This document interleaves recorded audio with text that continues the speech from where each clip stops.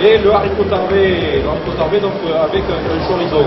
Donc, cette recette sera associée à Gascogne sec des terrasses de Rubens.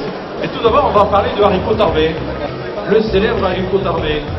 Alors oui, c'est un peu particulier, c'est un haricot qui grimpe. Hein.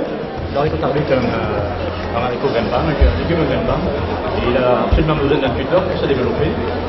Et historiquement et traditionnellement, la culture se fait sur maïs, le maïs servant de tuteur naturel. Mais il existe aussi le haricot cultivé, surfilé.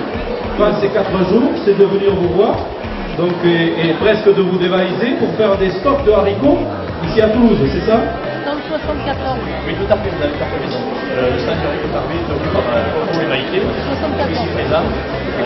Ils sont là pour accueillir les clients, les gens qui veulent la nuit, et aussi.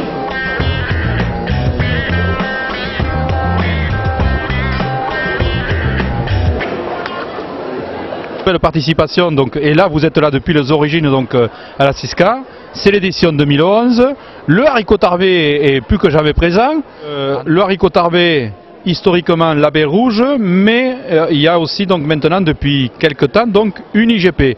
Et l'IGP est acquise en 2000, qui est la zone d'appellation, la zone géographique protégée, donc ce que je disais tout à l'heure, le département des Hautes-Pyrénées, plus les cantons limitrophes. Voilà. Alors cet IGP haricot tarbé vous garantit donc une stabilité géographique et identitaire, ce qui fait que donc le produit haricot tarbé ne pourrait pas être, il peut être produit ailleurs, mais il ne peut pas prendre donc cette identité haricot tarbé. Voilà, exactement.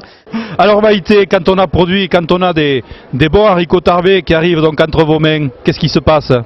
C'est un haricot qui a une peau très fine, qui est très fondant, très digeste et surtout très peu d'amidon, donc ça lui procure vraiment, c'est vraiment une crème, c'est surtout pas une chair farineuse que l'on a en bouche, c'est vraiment quelque chose de très particulier. Alors le paradoxe c'est qu'il a une peau très fine, mais il supporte de très longues cuissons, il ne se délite absolument pas. Moi j'aime beaucoup le préparer avec des noix de Saint-Jacques. Ou un dos de cabillaud par exemple, les haricots cuisinés dans un bouillon de légumes, tout simplement. Faire revenir un dos de cabillaud et l'accompagner d'un beurre d'escargot, c'est simple et très très bon. Un morceau de poitrine, un talon de jambon de Nord de Bigorre, c'est le bonheur à l'état pur. En Bigorre, nous avons des produits exceptionnels. Ce sont vraiment des joyaux de la Bigorre et on invite vraiment les gens à venir découvrir le haricot tarbé parce que vraiment c'est vraiment on a un grand patrimoine gastronomique.